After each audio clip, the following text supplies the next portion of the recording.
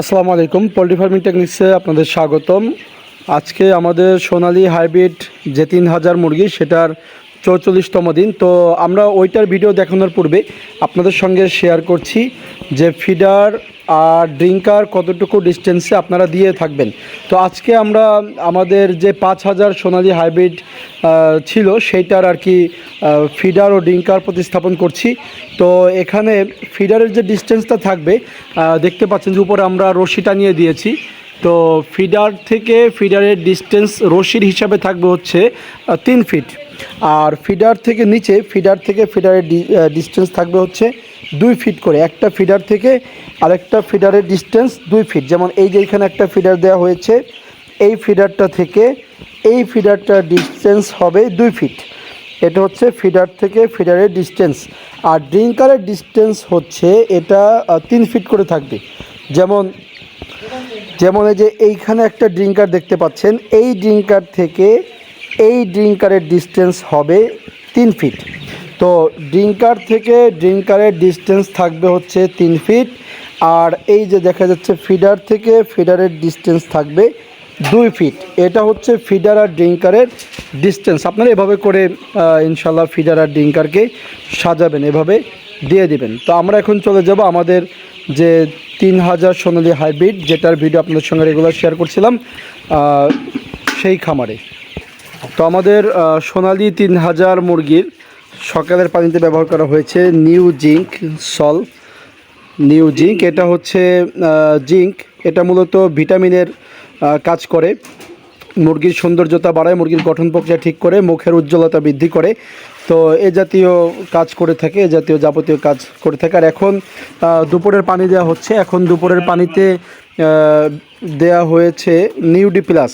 এখন বিকালের পানিতে ব্যবহার করা হয়েছে নিউ ডি প্লাস।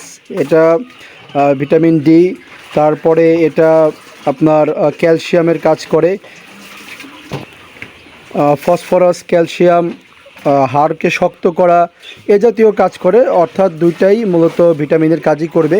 তো আমরা আর কি আজকে 44তম দিনে এইটা দিচ্ছি। জিঙ্ক চলবে হচ্ছে আমাদের প্রায় 5 থেকে 7 দিন চলবে হচ্ছে জিঙ্কটা চলবে 5 থেকে 7 দিন। এটা আমরা মাত্রা হিসেবে দিয়েছি হচ্ছে 1 লিটার পানিতে 3 ml, 1 লিটার পানিতে 3 ml। আর বিকালের পানিতে যে নিউ ডি প্লাস দিয়েছি, এটার মাত্রা হিসেবে দিয়েছি 1 লিটারে 1 ml, 1 লিটারে 1 ml। আর জিঙ্কের বিষয়ে একটা বিষয় বলবো, আমরা যে জিঙ্কটা দিয়েছি এইটা দিয়েছি হচ্ছে 1 লিটারে 3 ml। আপনারা কোম্পানি ভেদে বিভিন্ন প্রকারের দিতে পারেন, সেটা কোম্পানি অনুযায়ী, কোম্পানির দিক নির্দেশনা অনুযায়ী। তো আমরা এখন আর কি এটা দিয়েছি মুরগির হাড় শক্ত হওয়ার জন্য। এই দুইটা ব্যবহার করছি, মুরগির হাড় শক্ত হওয়া এবং মুরগির দেখা যায় যে গঠনটা ঠিক হওয়া, উজ্জ্বলতা বৃদ্ধি পাওয়া, মুরগির ফসফরাস, ক্যালসিয়াম এগুলোর ঘাটতি মেটানো, এই জাতীয় কারণগুলোতে ব্যবহার করেছি। আর আমাদের খাবারটা মূলত যৌথ খামার। এটা হচ্ছে ভাই ভাই পোলট্রি ফার্ম। এখানে দেখতে পাচ্ছেন এর আমার সেজো চাচা, এখানে পানি দিচ্ছেন ছোট চাচা। তারপর আমার বাবা আছেন হচ্ছে বাগানের যে রুমটা এর আগে শেয়ার করেছিলাম সেইখানে।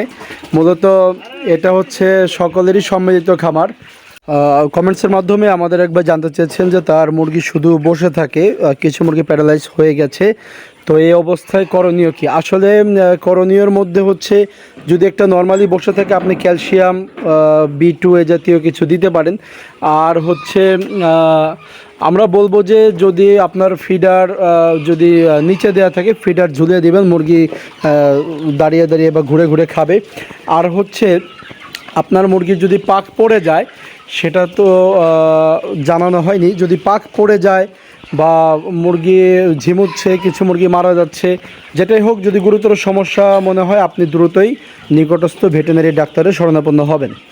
আর মুরগির টয়লেট কেমন হচ্ছে, মুরগির পাক পড়ে গিয়েছে কিনা আমরা বিস্তারিত জানতে পারলে সেই ক্ষেত্রে হয়তো আপনাকে একটা পরামর্শ দিতে পারবো। তাছাড়া আমরা এটুকুই বলবো যে আপনি নিকটস্থ একটি ভেটেরিনারি ডাক্তারের সঙ্গে পরামর্শ করুন, দ্রুতই, কোনো রকমের কাল বিলম্ব করবেন না। তো আমাদের 3000 সোনালী হাইব্রিড আলহামদুলিল্লাহ দেখতে পাচ্ছেন খুবই ভালো আছে এবং গ্রোথ আলহামদুলিল্লাহ ভালোই আছে।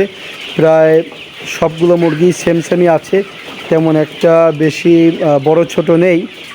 আর আরেকটি বিষয় বলছি, অনেকেই আমাদের অ্যাড্রেসটা জানতে চান। আমাদের অ্যাড্রেস হচ্ছে আমাদের রাজবাড়ী জেলার পাচুরিয়া ইউনিয়নের ব্রাহ্মণদিয়া গ্রাম।